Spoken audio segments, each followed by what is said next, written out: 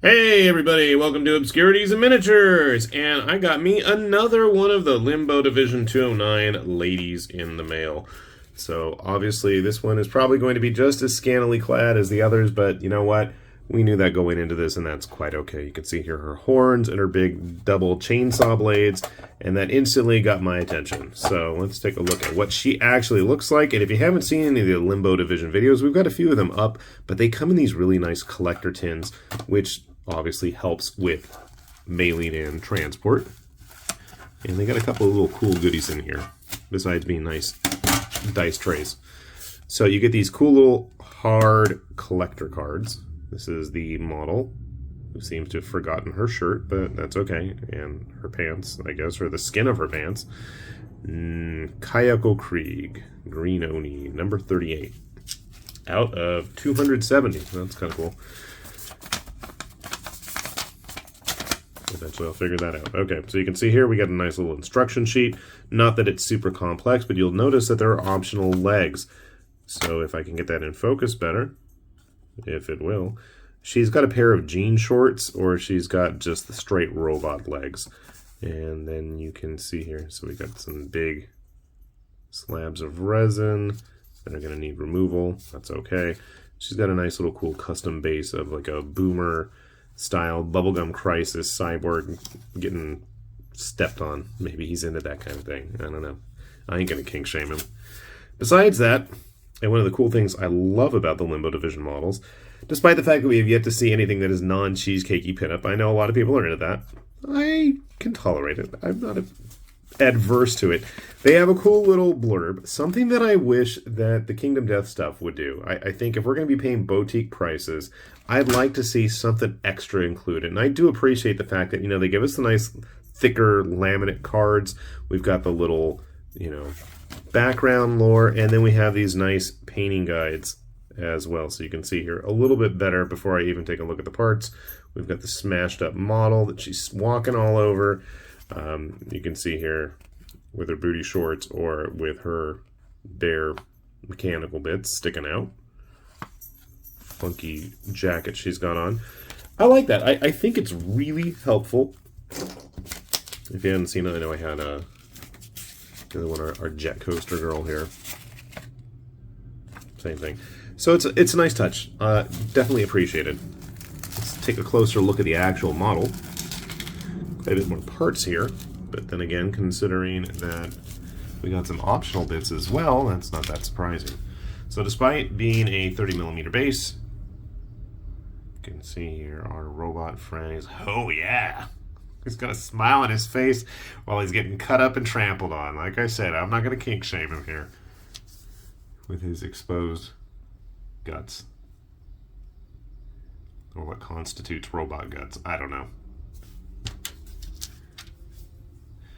These models are a little bit large, so they're more Kingdom Death size. If you're not familiar with that, they're definitely airing more onto the 35mm level of things. So if you're familiar with like Conquest stuff from Parabellum Games, it's going to be kind of that size. You can see they are quite leggy models with her very limited covered shorts. Got the little tabs here. Why would I want to drill holes in this base? Because it's going to plug into the torso she's standing on top of. Duh. And then the non-clothed hips and legs. Legs are the same, obviously, but we'll figure those out.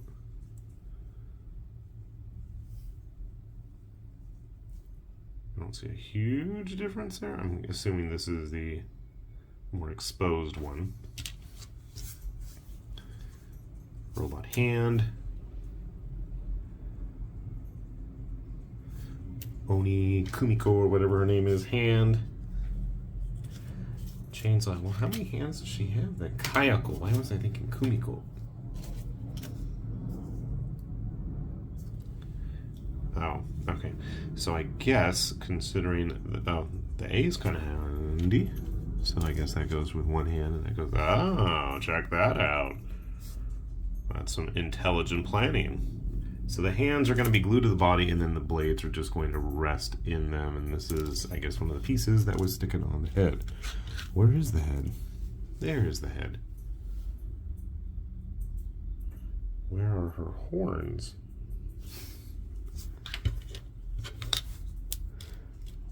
I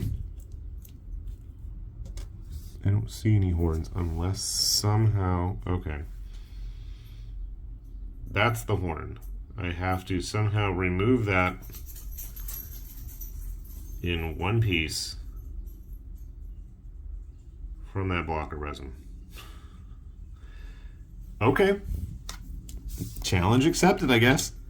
Here, I thought that was just a bit of flash that I was going to have to toss aside. Nope, that is where her horns are. Okay. And no, I didn't break it or anything. You can see there are definite slots there to insert those into. And it does look like they're supposed to be asymmetrical as well. One is supposed to be longer than the other. So, all right. We can attempt that. Like the funky square, I don't know if it's like some sort of armor or pockets for snacks and ammunition. I don't know, but I'm gonna go get her put together, and I will hopefully grab some of the other ladies, and we'll see how everything turns out. Sit tight. Okay, folks, check it out. We got our green Oni Kayako all finished up here, and believe it or not, she's not actually glued to that base. I didn't realize this. So there's little plugs on the bottom of her palms where the swords are going to slot into. But you want to be really careful about that, especially because there's grooves in our dead robotic friend here. You can see these cuts on both sides of the imprint for her foot. You're going to have the blades actually just go ahead and rest in there. And I got to be oh so delicate about that.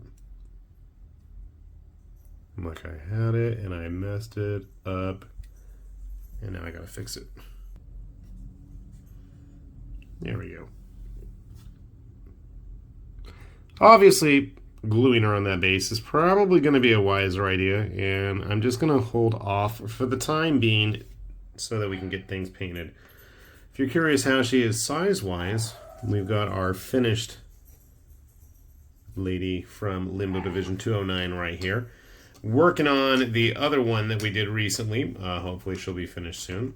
I'm grabbing my good old-fashioned standbys of Kingdom Death, so you guys can get a good idea of just how big these are. Obviously, Kingdom Death models being a lot larger than the average GW figure, which we'll grab one of those in just a sec as well. Right. Probably would scale pretty well with Malifaux stuff, if that's a figure line you like to collect. They tend to be on the bigger side of things. I don't know where any of my Malifaux are at the moment. At least they're standing up.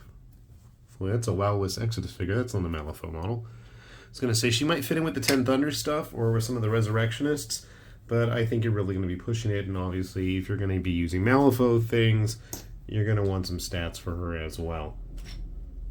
Grabbing a model that many people would be more familiar with. Now, my thought is using her in something like Necromunda or Stargrave. Obviously, she's a bit big, but that's okay. Not everybody has to be the same size, and she is standing on the remains of a evil machine as well, so we'll have to give that some consideration as well.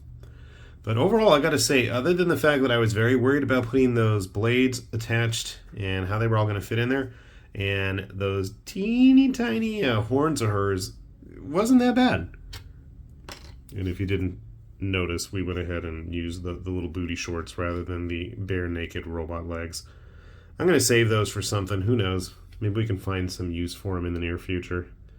A pair of legs like that, you know, I'm sure there's some unexpected opportunities for conversions somewhere down the line.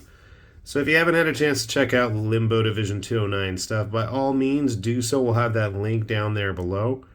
If you want to go venturing forth into seeing people cosplaying in some of these outfits, you're on your own on that one. I don't know where to find it, but it does exist. So just let that be said ahead of time. If that's something that you're interested in, it is out there. Good luck on that endeavor, but it does exist. With that said, though, this has been High Lord Tamberlane with Obscurities and Miniatures, saying thanks for watching, and we will see you back here soon. Bye-bye.